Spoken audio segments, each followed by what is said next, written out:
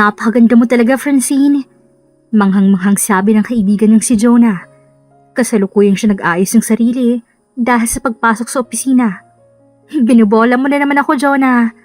Natatawang sabi niya matapos tingnan ang sarili niyang refleksyon. Matapos niyang kulutin ng saktong habang buhok ay saka siya naglagay ng light makeup sa kanyang mukha. Madalas ay ganito ang ayos niya sa tuwing papasok. White polo na pinatungan ng coat at pencil skirt. Hapit yun sa kanyang katawan, dahilan para kitang-kita kung gaano kaganda ang hubog ng kanyang katawan. Alam mong hindi kita binobola dahil totoo yun. Depensa pa ng kaibigan habang nakatitig sa kanya. Silang dalawang magkaibigan lamang nakatira sa apartment na nirentahan nila. Nasa probinsya ang pamilya ni Francine, ganun rin ang mga magulang ni Jonah. Oh sige, ayos na ako. Ikaw nang bahala. Ilak mo ang bahay bago ka umalis ha. Bili ni Francine sa kaibigan matapos ayusin ang lahat. Nagpaalam pa muna siya bago tuluyang umalis. Dumiretso siya sa sakayan ng jeep. Hindi kaya ngayon ng budget niya ang taxi kaya tipid-tipid muna. Mahigit 15 minutes bago siya nakarating sa kumpanyang pinagtatrabahuan niya. Good morning, ma'am. Bati sa kanya ng guard na nagbabantay. Agad naman siyang umiti. Magandang umaga rin po. Nagtuloy-tuloy siya sa pagpasok sa loob ng kumpanya at sumakay sa elevator para magtungo sa floor kung saan siya nagtatrabaho. Mabuti namat nandito ka na. Himala, maaga ka. Bungad na sabi sa kanya ng katrabaho si Jessa na siyang kaibigan rin niya sa office. Gulat ka? Ako rin nagulat eh. May bagong project. Nandiyan na sa mesa mo. Tinanguan lang ni Francine ang sinabi ni Jessa bago umupo sa kanyang cubicle. Nakadestino sila sa marketing. Siyang marketing assistant ng dapat niyang marketing manager. Napabuntong hininga siya at binuklat ang folder kung nasa ng bagong project na tatrabahuin. Halos marakit ang ulo niya habang inaaral ang bagong project. Natigilan lang siya nang may magsalita. Ganyan nga, at aralin mo yung project. Ibigay mo sa akin yan bukas ng umaga. Gusto ko ay tapos ng lahat. Utos sa kanya ng boss niya, ng marketing manager. Matandang lalaki na pandak at panot ang description ng kanyang boss na ubod rin ng sungit at pag-uutos. Yes sir. Nakayukong sagot niya nang makalis ito ay saka siya napairap sa hangin. Hindi niya dapat trabahong mag-isa to. Sinimulan niyang gawin ng trabaho at nang sumapit ang lunch ay wala pa sana siyang balak tumayo kung hindi lang siya lapitan ng mga kasama. Tama na yan, Francine. Si boss nga nauna nang umalis eh. Wala ka bang balak mag-lunch? Taas kilay na tanong ng isa pa niyang kasamahan. Mahina siyang natawa at nailing. Saglit lang. Inayos niyang mga papel na nagkalat sa mesa at isinarang laptop bago tumayo. Sabay-sabay silang lumabas at bumaba para magtungo sa cafeteria ng company kung saan sila nagtatrabaho. Hindi nakapagbaon si Francine dahilan para doon na lamang siya kumuha ng makakain sa cafeteria. Kapag employee ka ay libre ng pagkain. Habang kumakain ay tuloy ang kwentuhan nila. Natigil lang sila nang tumahimik ang ibang mga nasa mesa. Nagkatinginan silang magkaibigan at napatingin sa labas ng cafeteria. Oh my gosh! Mahinang bulalas na sabi ng kasama nila. Ang CEO! Dugtong pa nitong sabi. At doon napatingin si Francine sa tinitingnan ng lahat. Dumaan sa cafeteria ang CEO at may kasama itong babae. Maganda, sexy at maputi. Halatang mayaman. Habol tingin niya ang dalawa dahil sa pagkamangha. Nang mawala sa paningin nilang CEO na si Johan at ang kasama nitong babae ay saka nagsimulang bulong-bulungan. Grabe, bagay na bagay sila. Chismis ng sekretary ni boss. Fiancé daw nito yun. Kinikilig na sabi ni Jessa sa kanila. Muli nilang ipinagpatuloy ang pagkain habang nagkukwentuhan at nang matapos ay saka na nila iniligpit ang pinagkainan. Lihim na napakagatlabi si Francine nang maalala ang itsura ng boss niya, si Johan. Napakagwapo nito at malakas ang dating. Sayang lang at may kasintahan na ito. Ang kagaya pa naman ito ang tipo niya. Muli silang bumalik sa floor nila at nagsimulang magtrabaho. Mabilis na lumipas ang mga oras hanggang sa sumapit ang uwian. Oh, girl, hindi ka ba uuwi? Tanong sa kanya ng isa sa kanyang kasamahan, handa na sa pag-alis. Mauna na kayo, susunod na ako, tatapusin ko lang to. Nakangiting sabi niya at saglit itong nilingon bago binalik ang tingin sa ginagawa. Dinig niyang pagpapaalam ng mga kasama niya. Inabot ng 30 minutes bago niya natapos ang ginagawa. Iniligpit niya ang mga gamit at inayos ito. Napatingin siya sa maliit na salamin na nasa kanyang mesa. Haggard ng itsura niya, ngunit maganda pa rin. Inipitan niyang magulong buhok bago tumayo at binitbit ang gamit. Siya na lang ang naiwan sa office nila. Ang lahat ay nakaalis na. Marahil sa ibang department ay mga naiwan pa at nag-overtime. Sumakay siya sa elevator at pinindot ang patungong ground floor. Saktong pagbukas ng elevator nang makarating sa ground floor ay siya ring pagbukas ng katapat na elevator kung saan mula roon ay lumabas ang lalaking hindi niya inaasahang makakasalubong niya. Ang boss at CEO si Johan. Saktong nagtamang kanilang tingin. Siya ang naunang nag-iwas dahil agad siyang nakaramdam ng hiya. Masyado itong mataas para makipagtitigin siya. Siya nang mababa lang. Tumikhim siya at magalang na yumukod. Bago tumalikod at umalis, para siyang lumulutang, lalo na nang marinig niya ang boses nito. Miss, wait. Baritonong boses na sabi nito. Napalunok siya at dahan-dahang napaharap dito. Yes, sir? What department are you from? Tanong nito. Hindi niya may paliwanag ang kakaibang kislap ng tingin nito sa kanya. Marketing, sir. Okay. Tipid lang na sagot nito at saka siya nilagpasan. Halos malaglag ang panga ni Francine dahil doon habang nakatanaw sa papalayong bulto ng boss niyang si Johan. Hindi pa rin siya makapaniwala. Kinausap siya ng boss niya.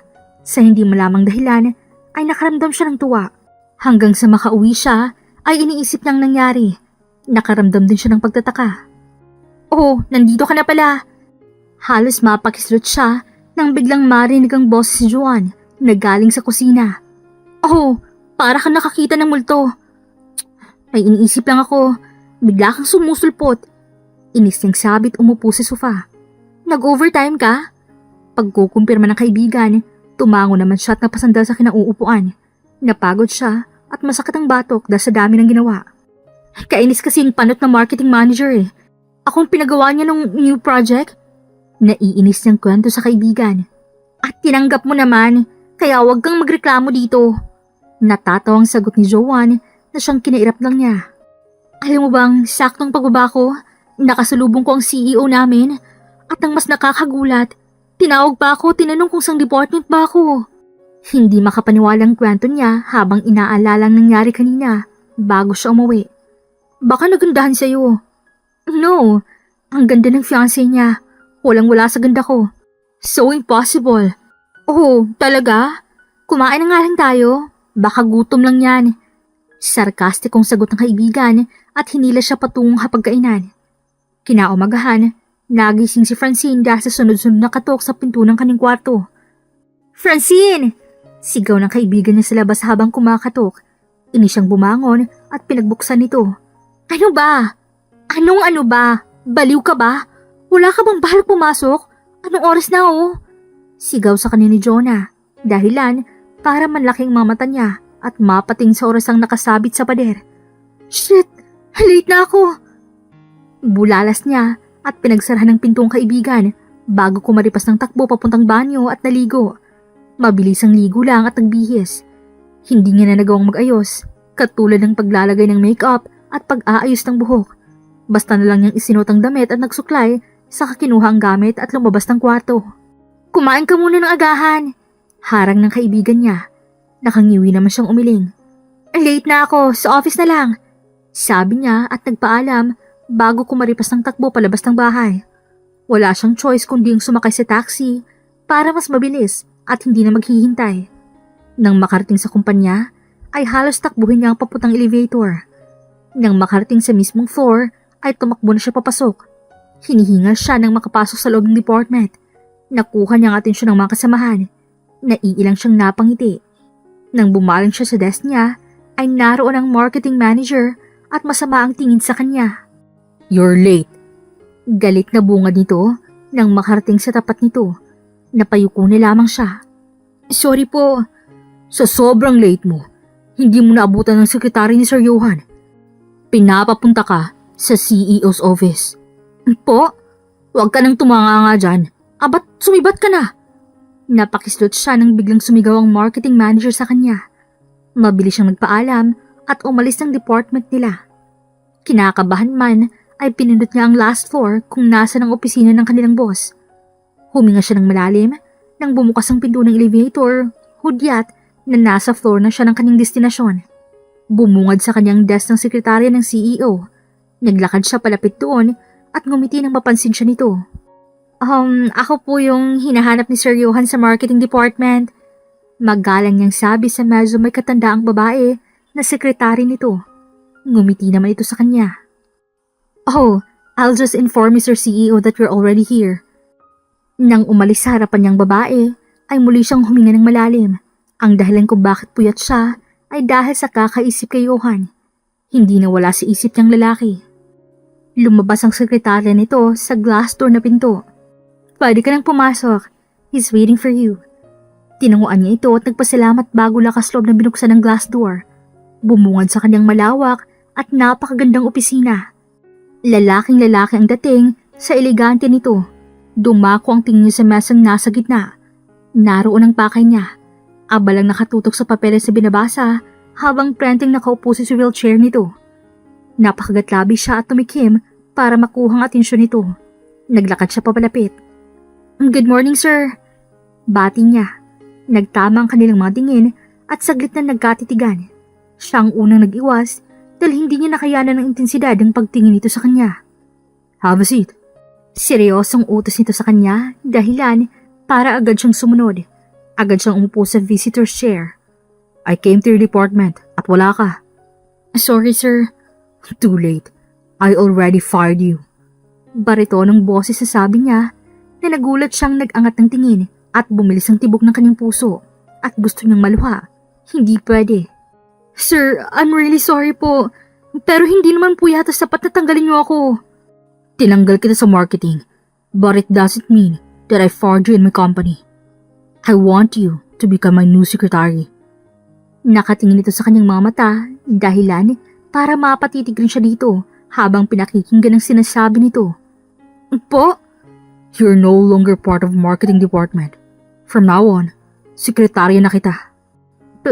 Pero, paano po ang dating niyong sekretary kung papalitan ko po siya? She's resigning. Tipid na sagot nito bago pinag-cross ang dalawang braso sa tapat ng dibdib nito. Napatango na lang siya. Wala naman siya matandaang nag-apply siya bilang sekretarya nito, kaya naman nagtataka siya. Sir, bakit ako? Tanong dapat yun sa isip niya, ngunit hindi niya na malayang nasabi at nailakas pala niya. Ayaw mo? Nakataas ang isang kilay na tanong nito. Agad naman siyang umiling. Good, dahil kung ayaw mo, pwede ka nang umalis sa kumpanya ko. No, I will accept it, sir. You can start tomorrow. Pwede ka nang umalis. Sabi nito at muling binalik ang atensyon sa ginagawa. Saglit siyang napatitig at nakatunganga dito bago natauhan at tumayo bago nagpaalam at umalis ng opisina nito. Saka lang nag-angat ng tingin si Johan nang masigurong nakalabas na ng kanyang opisina ang dalagang si Francine. Napangisi siya nang maalala nang makita niya ito kahapon. She's something. Mahinang bulong niya. Nakuha agad nito ang atensyon niya kahapon dahilan para maging interesado siya dito. Natigilan si Johan nang bumukas ang pinto ng kanyang office at iniluwa doon ang kanyang fiancé.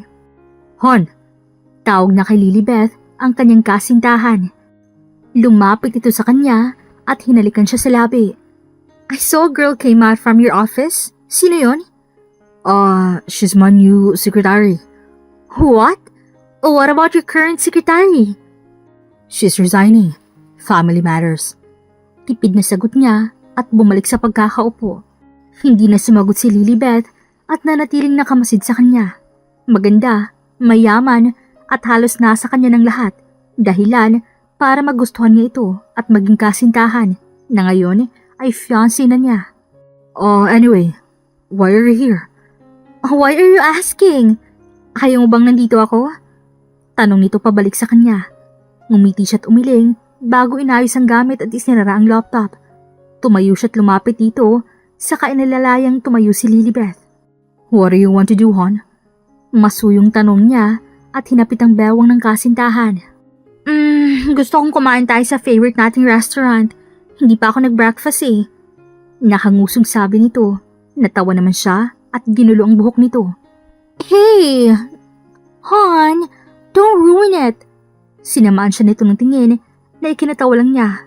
Saka ito hinalikan sa labi. Let's go. Ayan at hinawakan nito sa kamay. Tumango naman si Lilibet at sabay silang lumabas ng opisina nito. Nang dumaan sila sa cafeteria ng kumpanya, ay hindi niya maiwasang hindi matigilan sa paglalakad. Napatitig siya kay Francine na mag-isang nag-aagahan at para bang walang pakialam sa paligid nito. Naramdaman niyang pagpisil ni Lilibet sa kanyang kamay, dahilan para matauhan siya at mapatingin dito. Let's go. Seryosong sabi nito at inalis ang pagkakahawak kami nila bago na unang maglakad. Habang nasa biyahe ay tahimik sila hanggang sa makarating. Nauna siyang lumabas ng sasakyan at pinagbuksan ito. Tiningnan lang siya nito bago naunang naglakad at pumasok sa loob ng restaurant. One thing that he didn't like to her ay yung pagiging silosa nito. Napabuntong hininga siya bago sumunod sa loob. Hindi rin naman niya ito masisisi. He is Johan Ross, gwapo, mayaman at CEO ng sikat na kumpanya. Habulin ng mga babae at malakas ang dating. Han, pigil niya rito bago tuluyang umupo sa napili nitong pwesto. I'm sorry, nagtataka lang ako kung bakit ganun siya at that's why napatingin ako. Are you sure? Paniniguradong tanong nito. Agad naman siyang tumango, saglit pa siya nitong tinitigan bago ngumiti at sa pamamagitan nun ay maayos na sila. You know how much I love you. Wala kang dapat kaselos. Nakangiting sabi niya at kinindatan nito. Oh, Han, stop it! Natatawang sabi nito sa kanya at nag-iwas ng tingin. Nag-order sila ng makakain at nang dumating ay saka sila tahimik na kumain. Sa lubong ang kilay, nanginuya ni Francine ang nasa bibig ng pagkain. Ramdam niya ang tingin ng kung sino, ngunit hindi niya ito nilingon. Matapos siyang magaling sa opisina ni Johan, ay sa cafeteria agad siya dumiretso dahil nagugutom na talaga siya. Naiinis siya sa hindi malamang dahilan. Biglaan ang lahat para sa kanya. Nang lingunin niya ang banda kung saan may nakatingin sa kanya, ay siya namang pagtalikod nun sa gawin niya. Gayunpaman, ay kilala niya kung sino ito. Napakunot ang noon niya sa pagtataka. Bakit naman kaya ako nung tinititigan? Wala sa sariling bulong niya. Nakasalubong na kanina ang fiancé nito at hindi niya maiwasang hindi makaramdam ng panliliit. Masyado itong mataas kumpara sa kanya. Nang matapos kumain, ay saka siya tumayo at bumalik sa department ng marketing. Agad siyang sinalubong ng mga kasamahan niya na siyang makaibigan rin niya. Girl, buti na lang at umalis na si Sir Panot. Tukoy nila sa marketing manager, mahina naman siyang natawa. Natagalan ka yata, anong nangyari? Kumain kasi ako ng agahan sa cafeteria kaya natagalan. Oh, so ano nga sabi ni Sir Johan? Napaiwas naman siya ng tingin sa tanong na yon. Ang lahat ay nakatingin sa kanya. Tinanggal niya ako dito sa marketing department. Ano? Sabay-sabay na tanong nila, gulat na gulat. Pero pinalit niya ako sa dati niyang sekretary. Napayuko siya nang matapos sabihin yon. What? Iyon na yon. Bahala kayo dyan. Nakangusong sabi niya at tinalikuran ng mga kasamahan para ayusin ang mga gamit. Mabuti na lang at naipasa niya ang project kanina sa Panot ng marketing manager bago umalis. Mamimiss niya ang department na to. Ito ang una niyang trabaho na nagkaroon siya ng maraming kaibigan. Napangiti siya ng malungkot pero kalaunan ay huminga siya ng malalim. Hindi naman sa kumpanya siya aalis. Sa department lang kaya wala siyang dapat ikalungkot. Ay ano ba yan? Iiwan na tayo ni Francine. Parinig ng isa sa kasamahan niya. Ngumiti lang siya dito. Huwag mo kaming kalilimutan Mga baliw, hindi naman ako aalis sa kumpanya Pero bakit kaya ikaw naisipang kunin ni Boss Johan? Nagtatakang tanong ng isa sa kasamahan niya. Ewan ko rin, nagtataka rin ako Sinsirong sabi niya dahil yun naman talagang totoo.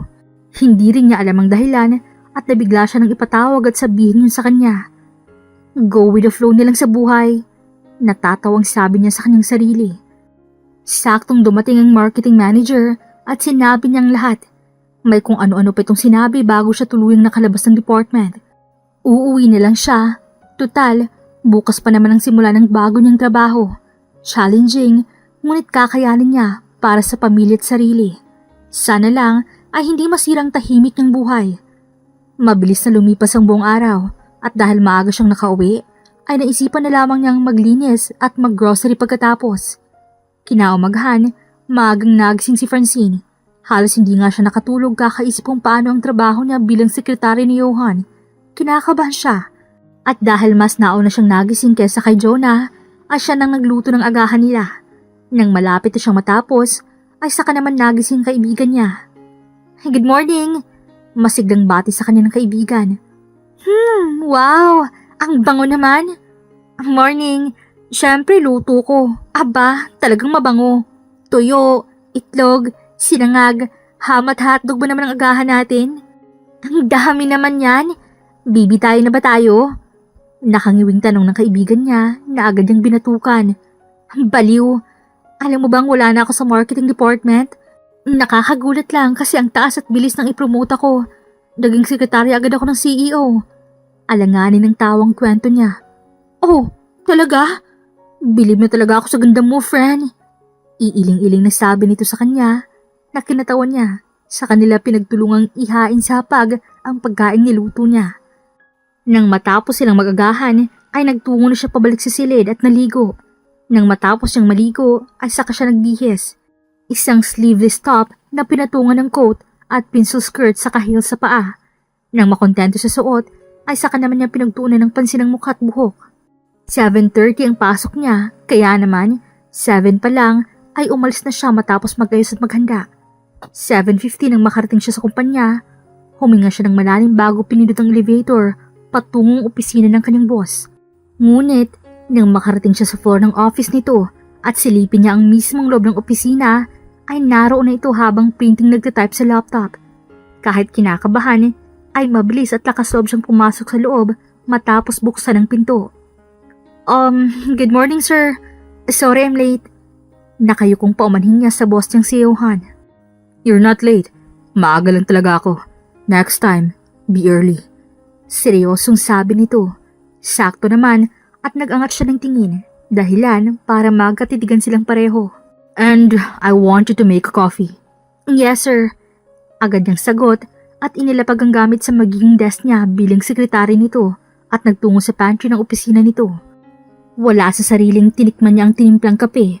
Nang makontento sa lasa nito, ay sa kanya ito hinatid kay Johan. Here's your coffee sir. Medyo nanginginig ang kamay niyang inilapag ang tasa ng kape sa mesa nito. Tinanguan lang siya nito. Napatingin pa ito sa kamay niya at napakunot ang noo. Nanginginig ang kamay mo? No sir. Matapos noon ay tinago niyang kamay sa likod. Kalaunan ay may ibigay itong iPad sa kanya na agad niyang kinuha. Copy my schedule there. Update me from time to time if I have a meeting o may dapat gawin. Ang mga trabaho mo ay nasa mesa na. Formal na pagpapaliwanag na sabi nito sa kanya. Ngumiti naman siya at agad na tumango, saka nagpaalam para bumalik sa pwesto at gawin ang pinapagawa nito. Nang may sari niyang schedule at maayos, ay saka siya tumayo para ibalik ang iPad kay Johan. Thank you sir. Ngiting sabi niya nang magalang na inilapag ang iPad sa mesa nito. Muli siyang bumalik sa trabaho at sinimulan iyon. Hanggang sa umabot ang lunch ay hindi niya ito namalayan dahil sa dami ng kanyang ginagawa. Natigilan lang siya nang may tumikhim sa harap niya, dahilan para mapaangat siya ng tingin. Sir Johan? It's already lunchtime. Let's have lunch break. Sabi nito sa kanya sa final na tono na para bang kailangan niyang sumunod. Sige po sir. Gusto niyo po bang ibili ko muna kayo ng lunch bago ako kumain? Nope. Bumili ka ng lunch natin at sabay tayong kakain dito. Sir, nakakahiya po. Ibibili ko na lang po kayo at sa cafeteria na lang po ako kakain. I insist. Malungkot kumain mag-isa. Sabi nito. Nagulat siya nang umiti ito sa kanya. Kalaunan ay napangiti rin siya habang nakatingin dito. Hindi niya magawang alisin ang tingin sa mukha nito dahil para siyang nahihipnotismo sa mga ngiti nito. Nang matapos silang magkasunduan ay saka na siya nagpaalam para bumaba at kumuha ng makakain nila sa cafeteria. Pinili niyang masasarap para sa boss. At siya naman ay simple, ngunit masarap din. Akmang lalabas na siya ng cafeteria nang biglang may tumawag sa kanya. Francine, saan ka kakain? Tanong niyo na isa sa kaibigan niya na dating kasamahan. Humarap siya sa kanila at kumiti. Doon na lang siguro, maraming gawain eh. Ganun? O sige, wag gaano papastress ha. Sayang ang beauty. Natatawa ang paalala ng isa niyang kaibigan na natawa naman siya at nagpaalam na. 2 supot ang dala niya na puno ng pagkain. Nang makarating sa floor ng boss niya, ay hirap niyang itinulak ang glass door ng pinto bago makapasok sa loob. Sir Johan, andito na po ang lunch. Nakangiting sabi niya, bahagya pang inangat ang 2 supot na dala niya kung saan ang pagkain. Ngumiti ito at sinanyos na ilapag sa mesang nakalaan para sa mga visitor. Isa-isa niyang nilabas ang mga panamiling pagkain, umupo naman sa katabing visitor chair si Johan, dahilan para nagkatabi sila. Thank you. Nako sir, wala po to. Nakangiting sagot ni Francine kahit ang totoo ay gusto niya nang umuwi. Ang totoo ay naiilang siya. Okay, let's eat. Madami pa tayong tatrabahuin. Nakangiti namang tugon ni Johan sa kanya, dahilan para mapatango siya. Tahimik silang kumakain nang basagin niya ni Johan. I know this is personal, pero pwede ba ako magtanong? Yes sir. May boyfriend ka na ba? Naku po sir, wala po. Why? You're pretty. Nasa yun ang gusto ng mga kalalakihan. Sabi nito na ikinabilis ng tibok ng puso ni Francine. Ganito ba ang kiligin kapag sinabihan ka ng crush mo ng pretty? Wala kasi sa mga nanliligaw sa akin na nagustuhan ko, sir. Good. Po? Gulat ng tanong, dahilan para malunok niya nang wala sa oras ang kakasubong pagkain. Nothing. Sabi nito at tipid ng umiti. Nagulat siya nang mag-angat ito ng kamay at punasan ang gilid ng labi niya. May naiwan. Pasimpleng paliwanag nito at pinakita ang ulam. Mas nagulat siya nang idikit nito iyon sa sariling labi at tilaan. Hindi niya maintindihan ang nararamdaman. Masaya o kinikilig siya sa pag-uusap nila. May fiancé ito, ay dapat hindi ganitong nararamdaman niya. Masama sa kalusugan ng ganito. Nang matapos silang kumain, ay nakakagulat. Tinulungan pa siya nitong magligpit. Muli silang bumalik sa trabaho pagkatapos. Isa lang ang masasabi niya sa unang araw ng trabaho bilang sekretarya nito. Nakakapagod at nakakahagard. Pero dahil maganda siya, maganda pa rin ang dating niya kahit pagod na. It's already time. Natigilan sa ginagawa si Francine nang marinig ang boses ni Johan. Nasa tabi niya na ito. Yes sir. Patapos na rin po ako. Sabay na tayong bumaba. Lalong natigilan si Francine nang marinig yun kay Johan. Hindi niya na nagawang sumagot at tumango na lang, saka mabilis na tinapos ang ginagawa at inayos ang gamit. Tapos na po sir. Anunsyo niya at mabilis na tumayo. Hiningal pa siya sa ginawa nang tumingin kay Johan. Pansin niya ang bahagya nitong pagngisi, dahilan para medyo mahiya siya. Nakita nitong ginawa niya. Katulad ng sinabi nito, ay sabay silang bumaba. Habang nasa loob ng elevator, ay pareho silang tahimik. Ngunit nabasag lang iyon ng isa sa kanilang nagsalita. Gusto mo bang sumabay sa akin? Ihahatid kita. Po, nako, huwag na sir. Ngiting sabi niya. Tumango naman ito. Lumabas siya sa ground floor samantalang si Johan ay naiiwan dahil sa malaking garahe ng kumpanya ito papunta. Nasa labas na siya at nag-aabang ng taxi. 7 p.m. na at maraming kagaya niyang nag-aabang rin, ngunit nasa kabilang bahagi ng kalsada. Kagatlabi siyang napatingin sa sasakyan na huminto sa tapat niya. Halatang mamahalin at pangmayaman. Nang bumukas ang bintana nito ay mas nagulat siya. I told you, sumabay ka na sa akin. Nakangiting sabi sa kanya ni Johan. Saglit siyang napatitig dito. Napatingin siya sa kanan at kaliwa, wala namang nakatingin. Sige sir. Alanganing sagot niya at umikot para pumunta sa passenger seat. Sa biyahe ay hindi magawang umimik. Madaldal lang naman kasi talaga siya kapag close na niya ang taong kasama. Nabasag lang ang katahimikang nasa pagitan nila nang tumunog ang cellphone nitong nakalapag sa dashboard. Napatingin doon si Francine. Agad siyang napaiwas ang tingin nang makita ang caller. Lilibet ang pangalan ng caller at ang picture nito ay ang fiancé ni Johan. Pinagtuunan na lamang ni Francine ang labas ng bintana na siyang nadadaanan nila. Mga gusali, mall at mga sasakyan. Hey hon, napatawag ka? Dinig niyang tanong ni Johan sa kabilang linya. Saglit na tumahimik, mukhang nagsasalita ang nasa kabilang linya. Okay, take care. Update niya kapag nandun ka na. Love you, bye. Matapos nun, ay saka nito ibinaba ang cellphone. That's my fiancé, Lilibeth. Pagsasabi nito, Napatangon-tangon naman siya nang tumingin dito, nagpapanggap na may interes. Bagay kayo, mayaman at may magandang lahi. Komento niya para naman wala itong masabi. Yeah, right. Hindi niya alam, ngunit para bang may pagkasarkastikong pagkakasabi nito. At first, it was just an arranged marriage. Pero habang tumatagal na kami, ay minamahal ko na rin naman siya. Bakit hindi pa kayo kinakasal? Hindi niya napigilan ang sariling itanong yon. Oh, I'm sorry. No, it's okay. We're both not still ready. Hindi pa kami handa sa buhay mag-asawa. Kaswal na sabi nito sa kanya. Napatango-tango naman siya. By the way, saan kita ihatid? Your address? Diretso pa po sir. Bago may palikong kanto, doon sa tabi ng apartment namin. Nakangiting sabi niya. Tumango naman ito sa kanya.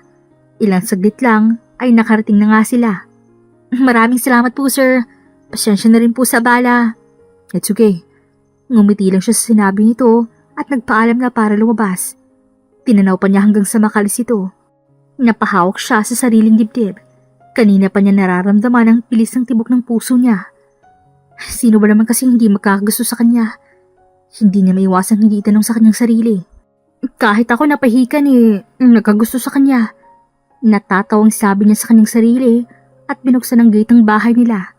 Halos mapatalon siya ng pagbukas niya ng gate ay naroon ang kaibigan si Jonah. Nag-aabang sa kanya habang nakapamewang. Sino yun, Aber? Ngumiti naman siya ng matamis. Crush ko. Nilapitan naman siya nito at sinabunutan. Aray! Boss ko! Inis niyang sabi. Tinatanong ka ng maayos Lolokohin mo ako. Bakit ka naman hinatid ng boss mo? Nakakalokong tanong nito sa kanya. Totoo naman kasi. Tsaka, ewan ko rin bakit nako inayang ihatid. Ngingising-ngising sabi niya. Naku, ikaw Francine ha. Mag-ingat ka sa mga ganyan. Pa-fall lang. Ano ka ba? May fiancé na yon. Crush lang naman Paghanga. Nothing more, nothing less. Palatak niya at inalis ang coat na suot. Anong ulam? Tanong niya kalaunan nang makapasok sila sa loob. Ginataang makating higad. Sarkastikong sagot ng kaibigan na kinasama niya ng tingin. Biro lang, paborito mo, tinolang manok. Doon na siya napangiti at parang nawala ang pagod. Agad naman siya nagpaalam para magbihis. Kinaumagahan ay mas inagahan pa niya. Sakto at wala pa rin ang boss niya. Nakaramdam tuloy siya ng tuwa nang malamang mas naunahan niya ito. Nag-aayos siya ng mga gamit nang biglang bumukas ang elevator at iniluwan nito si Johan. Napakagwapo nito sa suot nitong corporate attire. Good morning, sir. Bati niya nang mangiti matapos tumayo ng tuwid. Good morning. Timplan mo ako ng kape. Tugon nito at mabilis na pumasok sa loob ng opisina nito at nakita pa niyang hinubad nito ang coat na suot at bahagyang tinupi ang polong suot. Napakagatlabi siya bago sinunod ang utos nito. Tanggalin ang landi, Francine. Paalala niya sa kanyang sarili habang nagtitimpla ng kape. Nang matapos, ay sa kanya ito hinatid sa mesa ni Johan. What's my schedule today? Tanong nito sa kanya matapos humigop sa kaping tinimpla niya. Mabuti na lang at chinek niya ito kanina pagkarating. 8 a.m. he will have meeting with the department head and around 8:50 a.m. he will be having a breakfast meeting with Mr. Hanamichi. Nakangiting sagot niya. Good. Let me now leave. Nakangiti naman siyang tumango at lumabas ng opisina nito para bumalik sa desk. Muli niyang pinagpatuloy ang trabaho at nang makitang oras na para sa meeting ay tumayo siya para katukin ang office ni Johan. Sir, your meeting! Paalala niya. Tumango naman ito tumayo, saka kinuha ang coat nito at sinuot. Nag-iwas siya ng tingin sa kalumabas. Nanatili lang siyang nakasunod kay Johan at nang makarating sila sa conference ay sabay-sabay na nagsiyukuan ang mga naroon. Nakita pa niya ang department head na dati masama ang tingin sa kanya. Ngumiti lang siya. Ang mga naroon ay sabay-sabay namang bumati kay Johan. Siya naman ay nanatiling nasa gilid. Nagpatawag ako ng meeting para i-anunsyo na magkakaroon tayo ng company outing kung saan magkakaroon ng team building. I want you guys to enjoy and relax on this vacation.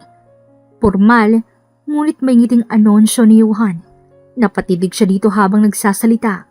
Kahit siya ay nakaramdam ng tuwa sa narinig. Sa wakas, mararanasan na niyang pahinga.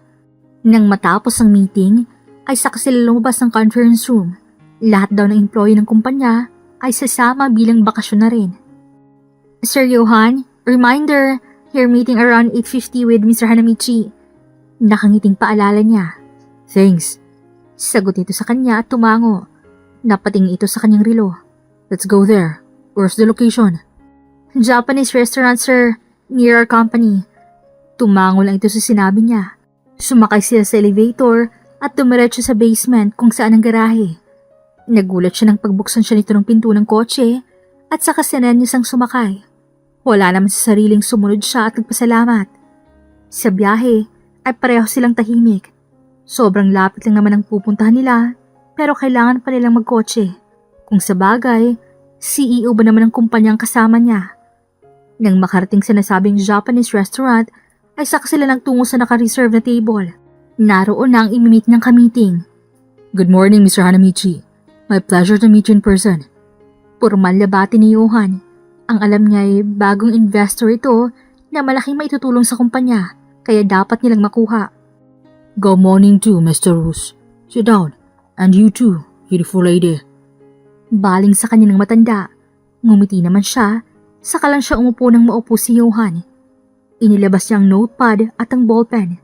Kailangan niyang mag-take note ng mga mamahalagang detalye, kailangan o tanongin siya ni Johan. Nagsimulang mag-usap ang dalawa patungkol sa negosyo. Ngunit kapansin-pansin ni Francine ang paminsan-minsang pagtingin sa kanya ng matandang Hapon. Isinawalang bahala niya yon, ngunit nang mapansin niyang ang tinitingnan pala nito ay ang dibdib niya, ay doon na siya nakaramdam ng kabat-inis. Pero nasa trabaho siya at hindi niya dapat yun pansinin kahit hindi komportable para sa kanya. Mister, I'm talking here, yet you keep glancing at my secretary. What's wrong with you? Bagamat formal, ay nakakatakot ang tono ng panalil-tali Johan. Sorry. It's just that I can't take away my stares at her. She has a good... Hindi na natapos ng matanda ang dapat ay sasabihin nang marahas ibagsak ni Johan ang kamay sa mesa. This meeting is adjourned. You can cancel your investment. Inis na sabi nito at hinila siya palabas ng restaurant na yon. Nang nasa loob na sila ng sasakyan ay masama ang tingin nito sa harapan. Kay bilis naman ang tibok ng puso niya dahil sa kaba. Damn that old man. Galit itong sabi. Sir, ayos lang po. Hinayaan niyo na lang po sana. Pasensya na po Nasayang ang isang investment dahil sa akin. Nakayukong sabi niya. Punong-puno yun ng sinseridad dahil sa hiya. Hindi ito sumagot, bagkos ay naramdaman na lamang niyang kamay nito sa baba niya at gamit ang hinalaki ay inaangat nito ang mukha niya dahilan para magtama ang kanilang mga mata. You don't have to say sorry. Tama lang ginawa ko at hindi ko hahayaang bastusin ka ng kung sino. You're my employee. Seryosong sabi nito sa kanya habang nakatitig sa mga mata niya.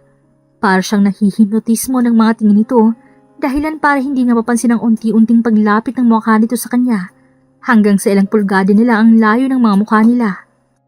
Sir Johan, mahinang bigkas niya, kasunod nun ay ang paglapat ng labi nito sa labi niya habang marahan siyang hinahalikan. At para bang may sariling isip ang mga labi niya dahil tinugunan niya ang bawat halik nito. Nakakadala at nagbibigay init sa kanya. Ngunit para ba siyang binuhusan ng malamig na tubig nang maalalang may kasintahan nito at isa lamang siyang hamak na empleyado nito. Agad niya itong tinulak saka naghabol ang hininga. Walang nagsalita sa pagitan nilang dalawa. Basta na lang nagmaneho si Johan pabalik sa kumpanya. Naguguluhan si Francine sa nangyari. Bakit siya nito hinalikan at bakit naman siya nagpahalik? Ang masama pa ay tinugon niya ang halik nito. Ngunit hindi niya may tatangging nagustuhan niya iyon. Nang makabalik sila sa opisina ay tahimik lamang sila. Ipinagpatuloy niya ang trabaho at nang sumapit ang lunch ay saka naman tumunog ang telepono. Nang sagutin niya yon ay si Johan. Come here. Utos ito mula sa intercom. Pagkapasok niya ay naabutan niya itong nagsisali ng alak sa baso.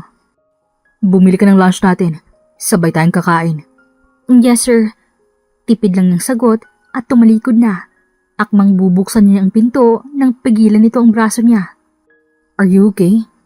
Kunot ang noong tanong nito. Mabilis naman siyang tumango at kahit hindi ito kuminsido ay hinayaan siya nitong makawala at umalis.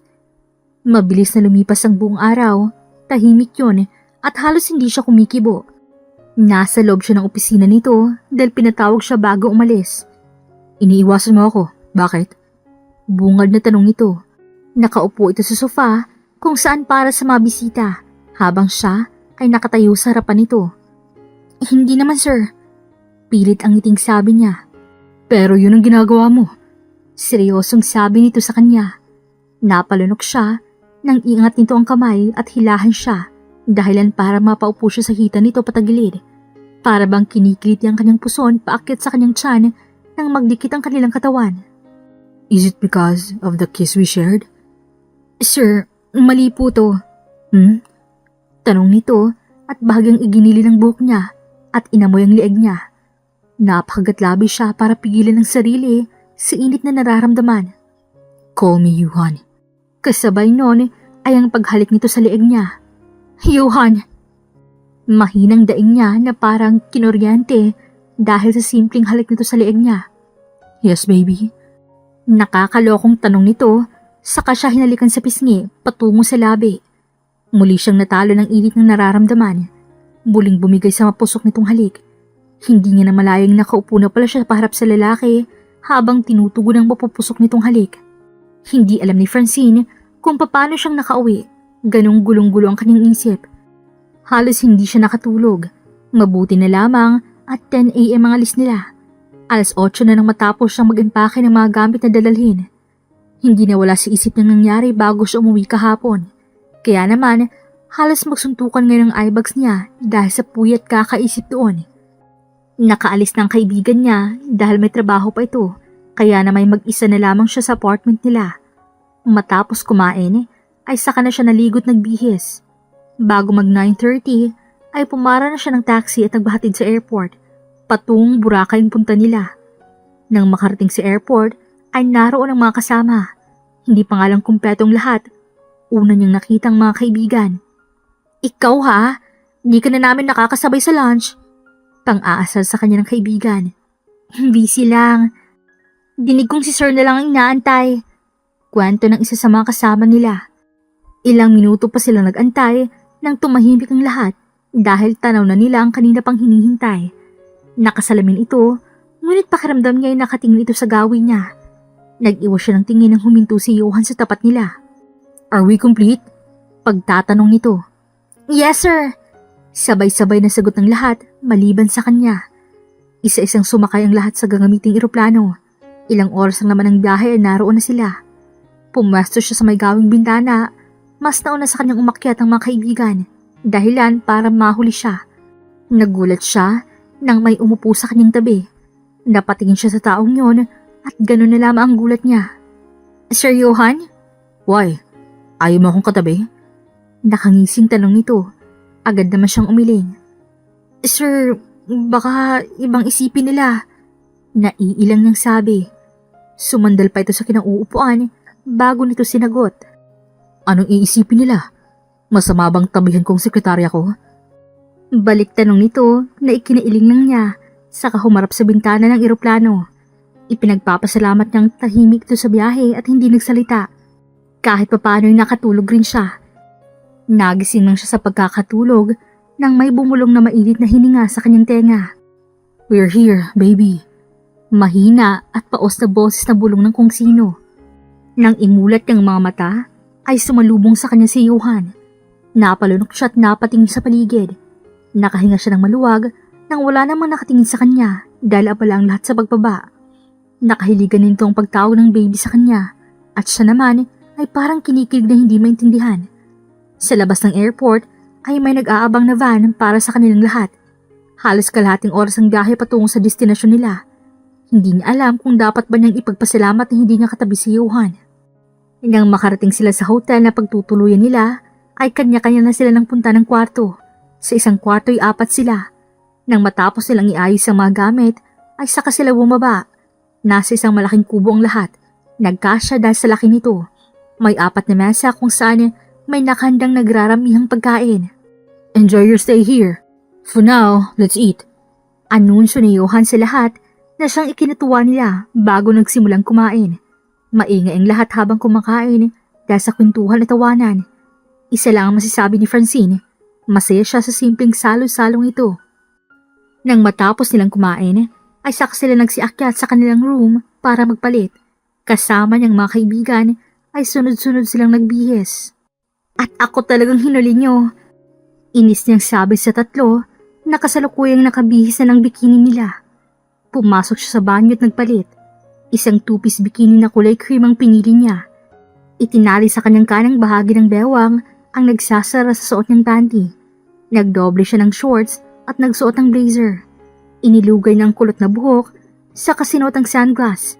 Mataas pa ang sikat ng araw kaya naman kailangan niya yun. Napangiti siya nang makita ang refleksyon niya sa salamin. Walang kupas ang ganda ng hubog ng katawan niya. Paglabas niya ng banyo ay naroon pang tatlong kaibigan na ngayon ay nakatingin sa kanya. Shit naman mga friend! Umuwi na tayo, may panalo na! Birong sabi ng isa sa kaibigan niya. Natawa lang siya at inayos ang blazer na suot. Mamaya na lang niya ilalantad ang katawan. Sabay-sabay silang lumabas ng kwarto at nagtungo sa labas ng hotel. Sinalubong siya ng sariwang hangin. Bagamat medyo mainit pa ang araw, ay ayos lang sa kanya. Tara, andun sila! Hinila siya ng isa niyang kaibigan. Patungo sila sa gilid na bahagi ng dalampasigan. Naraw ng ibang mga kasamahan nila.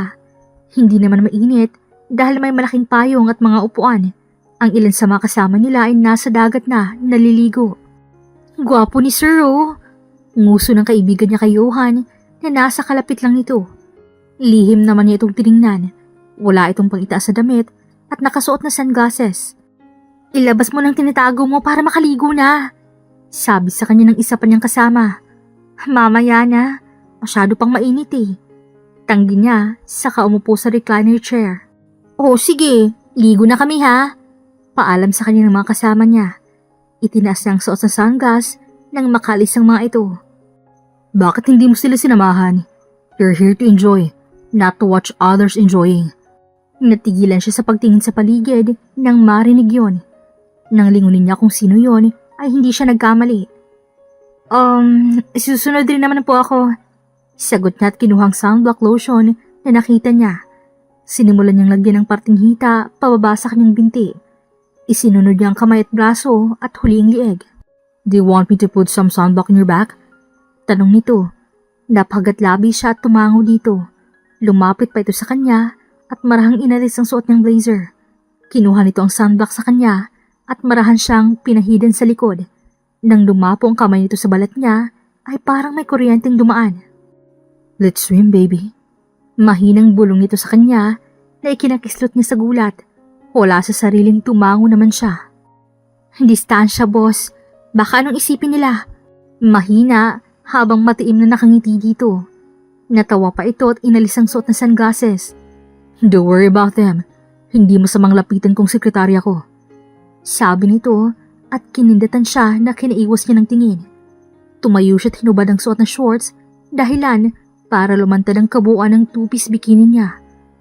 You're so damn sexy, baby. Bulong nitong muli nang may nakakaakit na tono. Napakagat labi siya at bahagya itong itinulak. Pansin kasi niya ang lihim na tingin ng ilan sa mga kasama niya. Distansya, sir. Distansya. Let's go. Tatawa-tawang ayan nito sa kanya. Tumango naman siya at nanguna patungo sa dagat. Nanatili siya sa mababaw na parte hanggang sa masanay ng katawan ay saka siya sumisid sa ilalim ng dagat. Napatili siya nang may humawak sa paa niya at hinila siya. Nang lingunin niya kung sino yon, ay nanlaking mamata niya nang makita ang si Johan yon. Hinapit ito ang bewang niya at pinagdikit ang katawan nila. Napapikit na lamang siya nang sakupin ng mainit nitong labi ang labi niya. Nang maghiwalay ang labi nila, ay sakahabol ang hininga nilang iniahaw ng katawan sa tubig. Ang braso ni Johan ay nanatili sa kanyang bewang at ang kanilang katawan ay magkadikit. Hindi sapat ang tubig dagat para alisin ang init na nadarama para sa lalaki. That was breathtaking, baby. Paos na boses nitong sabi sa kanya. Nang ilibot ng tingin ay malayo sila sa mga kasamahan. Stop calling me baby, sir. Kapag tayong dalawang magkasama at wala sa trabaho, you can just call me Johan. Bariton ang boses ang sabi nito sa kanya. Ano ba? Inis niyang sabi at pilit lumayo, ngunit hindi sapat ang lakas niya. You have your fiancé. Bakit mo ginagawa to? She's not here. Seryosong sagot nito na ikinatawan niya ng pagak. Are you kidding me, sir? So sinasabi mong ginagamit mo akong panakip dahil wala ang fiancé mo? You're cheating on her. Inis na inis niyang sabi, saka buong lakas niya itong tinulak, saka lumangoy papalayo dito, pabalik sa dalampasigan. Isinuot niya pabalik ang short at blazer saka umalis. Masama ang loob niya at sa hindi niya matanggap na dahilan ay parang kinukurot ang puso niya. Malalim siyang napabuntong hininga at nagpalakad-lakad. Inaaliw ang sarili sa mga bilihan ng pasalubong, kainan at iba-iba pang makikita doon. Naisipan niyang magpatato nang makakita ng maliit na shop. Nagpatato siya ng maliit na kidlat sa gilid ng kanyang leeg, malapit sa ilalim ng kanyang tenga. Nang matapos, ay saka siya umalis at naisipang magtingin-tingin ng pwedeng mabili o magustuhan niyang kainin. Sa simpleng yon ay nawawala kahit papaano ang sama ng loob niya. Hindi niya namalayang papalubog na pala ang araw. Natigilan siya at napatitig doon. Saka umupo sa buhanginan at kinuha ang cellphone sa bulsa ng suot ng blazer. I've been looking for you. Nandito ka lang pala. Halos nabitawan niya ang cellphone nang marinig ang pamilyar na boses na yon sa kanyang likuran. Nang lingunin niya yon, ay nakita niya si Johan. Nakatayo at nakapamulsa sa suot na shorts. Hindi siya sumagot, bagkus muli lang niyang binalik ang tingin sa papalubog na araw. Naramdaman niya ang paglapit nito at pag-upo sa tabi niya. Please, don't be mad at me. Hindi ako galit. Agad niyang sagot. Saglit na katahimikan ang namutawi sa kanila hanggang sa maramdaman niyang sumandal ito sa kanyang balikat. Hinayaan lang niya ito at saka kinuha ang cellphone at pinictura ng papalubog na araw. Let's take a picture. Huwag na. Tanggi naman niya at pinatay ang cellphone. Ngunit makulit ito dahil kinuha nito ang cellphone niya at binuksan ang camera, saka hinarap sa kanila at klinik ang picture button. Dahilan para makuhanan ng nakasimangot ng muka. Last one. Ulit nito at hinarap ang picture sa kanila. Napangiti naman siya nang matapos ay saka nito ibinalik ang cellphone sa kanya. Send it to me later. Don't delete it. Hindi niya maiwasang hindi matawa dito. Para itong batang nagpapaalala. Nang makabalik sa hotel room ay agad siyang naligot nagbihis. Girl, may bar dito sa resort. Pati yung mga kasama natin ipupunta. Go ba tayo? Pagtatanong sa kanila ng isang kasama. Tumango naman siya bilang sagot. Go na go! Hyper na sagot ang dalawa na ikinatawan niya. Napaisip tuloy siya. Pupunta rin kaya si Johan? Pero ano namang paki niya? Matapos nilang maghapunan, ay nagsibihis ng lahat na mukhang excited pa. Nagsuot lang siya ng fitted black dress na backless ang style. Ginawa niyang Missy Bon ang kulot na buhok, saka naglagay ng light makeup. Napangiti siya nang makita ang kanyang sarili. Let's go! Hyper niyang sabi. Endgame siya ngayon para sa party-party. Pretty naman ang babaeng yan. Puri sa kanya ng isang kasama. Maganda ka rin naman. So, let's go guys? Ayan niya sa mga ito't nakangiti. Sabay-sabay silang umalis at nagtungo sa bar. Maingay at iba't ibang kulay ng ilaw ang naroon. May parting madilim din. Nahiwalay siya sa mga ito dahil una niyang tinungo ang bar counter. Tequila please. Hingi niya sa bartender. Agad namang binigay sa kanya at tinungga niya. Muli siyang humingi. Nakakatatlong shots na siya nang may tumabi sa kanya ng upo. Hey Miss Beautiful. Sabi ng kung sinong lalaking hindi niya kilala. Hindi niya ito pinansin at nagpatuloy lang siya sa pag-inom. Miss, gusto mo bang isayaw kita? Let's have a dance. Ayoko. Agad niyang tanggi. What? Hinawakan siya ng lalaki na agad naman niyang inalis. Ngunit makulit ang lalaking yun, dahilan para mainis siya. Ano ba? Let go! Inis ng utos. Miss, huwag ka nang pakipot. Hindi na nito natapos ang sinasabi dahil may biglang sumapak dito. If a girl say no, it's a no. Huwag nang pwersahin. Seryoso at galit na sabi ng pamilyar na boses. Agad siyang napalingon dito. Hinila siya nito at nilayo sa lalaki. Napunta sila sa dance floor at saktong napalitan ng music. Napangiti siya ng magustuhan ng tugtog na yon. Medyo tinamaan siya ng alak, ngunit maayos pa naman ang lagay niya. Let's dance? Tanong niya kay Johan. Sure baby. Ngising sagot nito at hinawakan ng bewang niya. Nagsimulang gumalaw ang katawan niya hanggang sa iikot siya nito at mapunta siya sa harapan nito at dumikit ang likod niya sa dibdib ni Johan. Stop, baby. Suway nito na bahagya niyang igalaw ang bewang na nakadikit sa ibaba nito. Iniharap siya nito at saktong nagtama ang labi nila at marahang naghalikan. Hindi niya napigilang mapakagat labi nito. Stop. Pigil nito at hinila siya palabas ng bar. Natagpuan na lamang ni Francine ang sarili sa isang hotel suite. Isinandal siya ni Johan sa pader nang maisara ang pinto at sinimulang halikan ng mapusok. Ang halik nito sa labi ay bumaba sa panga. Nice tattoo, baby. Puri nito at marang hinalikan yun. Ang kamay nito ay kung saan-saan humahaplos. Kinaraga siya nito at hiniga sa malaking kama. Saka pinunit ang suot ng dress, mahina siyang natawa dito.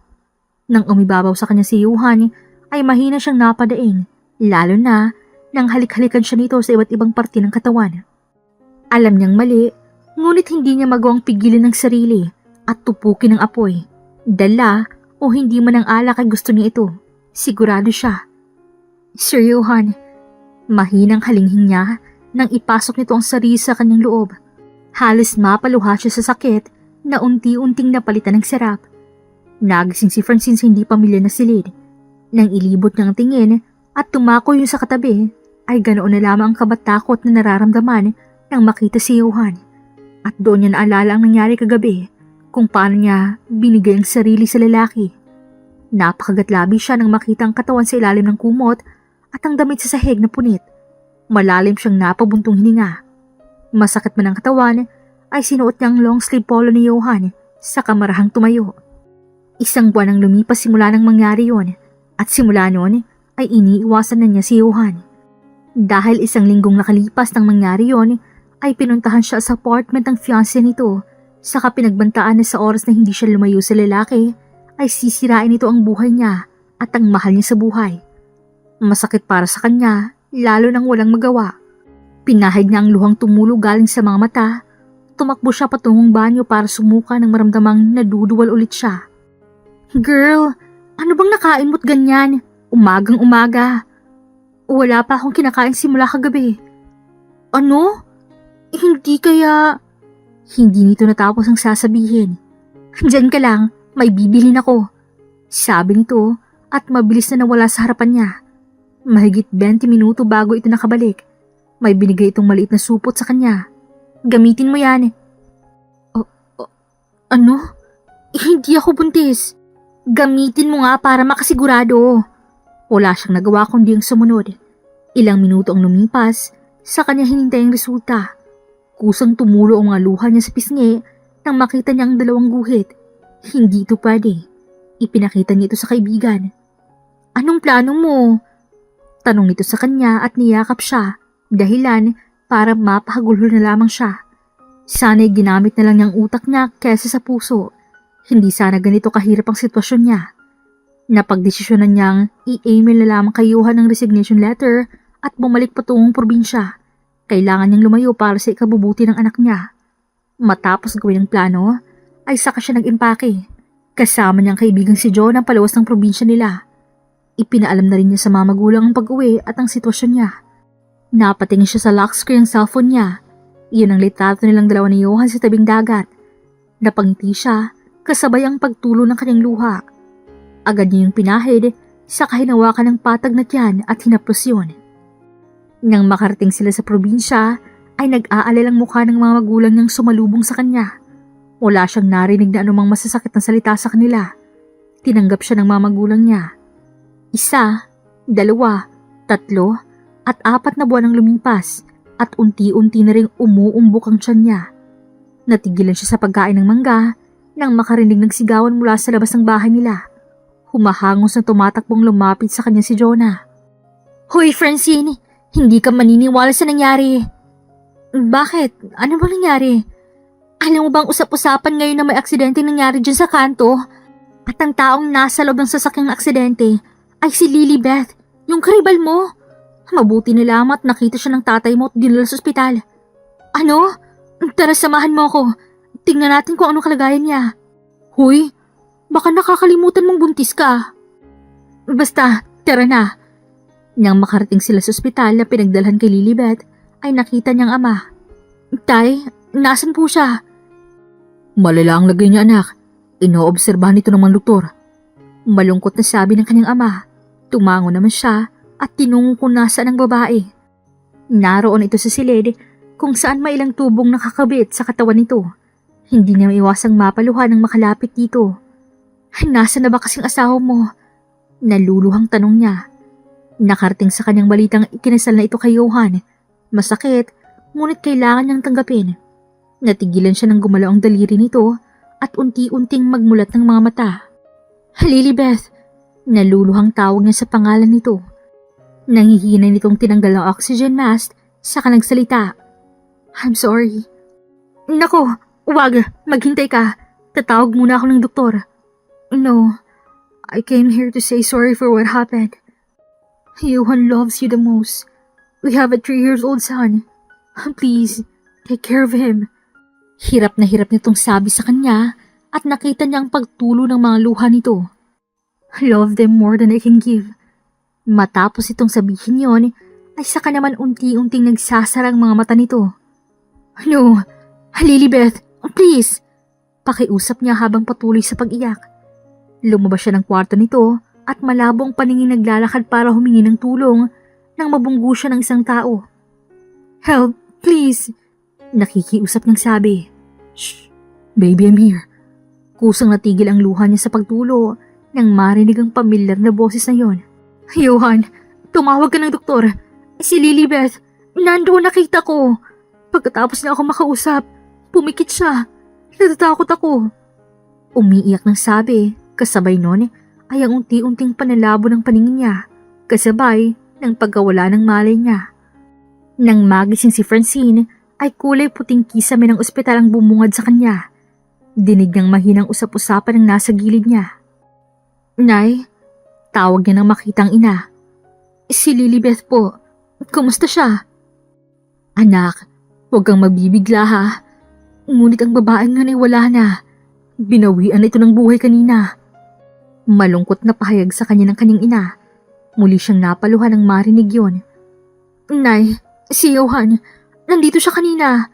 Bakit ako nawala ng malay? Ang baby ko, kamusta? Anak, kumalma ka. Inaasikaso ni Johan ang burol ng yumaon ng asawa. Maayos ang baby mo. Nay, alam na po ba niyang tungkol sa baby? Tahimik lang siya anak at walang sinabi. Tumango lang siya sa sinabi ng ina. Mabilis na lumipas ang mga araw, hanggang sa naging mga linggo, hanggang sa maging buwan. Minsan niyang binisita ang burol ni Lilibet at doon nakilala niya ang anak nitong 3 taong gulang. Kamukha nito si Johan, para bang batang bersyon nito. Napag-alaman niyang itinago ng babae ang anak nila kay Johan dahil ang tanging may gusto lang noon ay si Lilibet. Lasing noon si Johan nang may mangyari sa dalawa, kaya naman matapos mga anak ng dalaga, ay nagpakilala ito kay Johan at sinabihan ng ama na i-fix marriage silang dalawa. Ngayon lamang nalaman ni Johan na may anak ito sa dalaga nang ikasal sila. Nakaramdam ng lungkot si Francine para kay Johan. Kagaya ng inhabilin sa kanya ni Lilibet, mahalin niya ng higit pa ang 2 taong importante sa buhay nito. Ngunit hindi siya sigurado kung kaya nga ba niyang tuparin yon. Napahawak siya sa sariling tiyan at mabilis na pinahid ang luha ng tumulo yon. At sa mga linggong lumipas, ay patuloy siyang pilit nais makausap ni Johan. Ngunit hindi niya magawang harapin ito.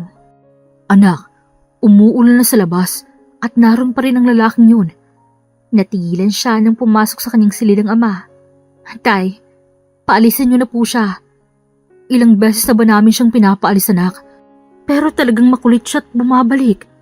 Kausapin mo na, anak. Pag-usapan niyo kung anumang mayroon kayo at isalang-alang mo rin ang anak ninyo. Sige po, papasukin niyo na po siya, tay. Lumabas siya hanggang sa terrace ng kanilang bahay at hinintay ang amang makabalik kasama si Johan. Halos manghina siya nang makitang kalagayan nito. Basang-basa ng ulan at ang gwapo nitong mukha ay maputla at may maliliit na bigoting tumutubo. Nang makita siya nito, ay agad na namilog ang mga mata nito. Ang matamlay nitong mga mata ay nabuhayan at walang sabi-sabing tinakbo ang pagitan nila. Saka siya akmang yayakapin, ngunit biglang nag-alinlangan. Ngumiti siya at siya mismong yumakap dito. Baby, I've been looking for you. Hinanap kita simula nang iwan mo ko. Nag-alala ako ng sobra at nang makita kita sa ospital, nakalimutan ko ang dahilan kung bakit ako nagpunta doon. Lumuluhang sabi nito. You made me crazy by just leaving me. I'm so sorry for being a bastard. Ngumiti siya't hinawakan nito sa pisngi para pahidi ng luha. You're already forgiven, my love. Please don't leave me and take away my baby in your womb. Pakiusap nito, mahina naman siyang natawa. Siguro nga'y totoo talaga na kapag mahal mo ay nagiging marupok ka. I realized that I love you. When you left, I realized that my love for you is more than what I felt for Lilibeth. Pero kinasal kayo. Dahil yun ang gusto niya at ng daddy nito at nalaman kong may anak kami. Mababang boses nitong sabi. Napatango-tango naman siya. And I realized too when I left that I love you too. Nakangiting sabi niya at marahan itong hinalikan sa labi. Lumipas ang isang taon nang matapos mga anak ni Francine sa anak nilang dalawa ni Johan ay saka sila ikinasal. Itinuring ni Francine ang anak ni Johan at Lilibeth bilang sariling anak. Thank you for giving me another chance to be with you. Nakangiting bulong sa kanina ni Johan habang nakayakap sa bewang niya. And thank you for finding me. Sagot niya habang pareho nilang tinatanaw ang papalubog na araw. Kung nagustuhan ninyo ang kwentong ito, huwag kalimutang i-like, share at mag-comment sa ating kwento. Mag-subscribe na rin and click the bell icon for more story updates. This is Regine here in Kuya Agustin Stories. Daghang salamat!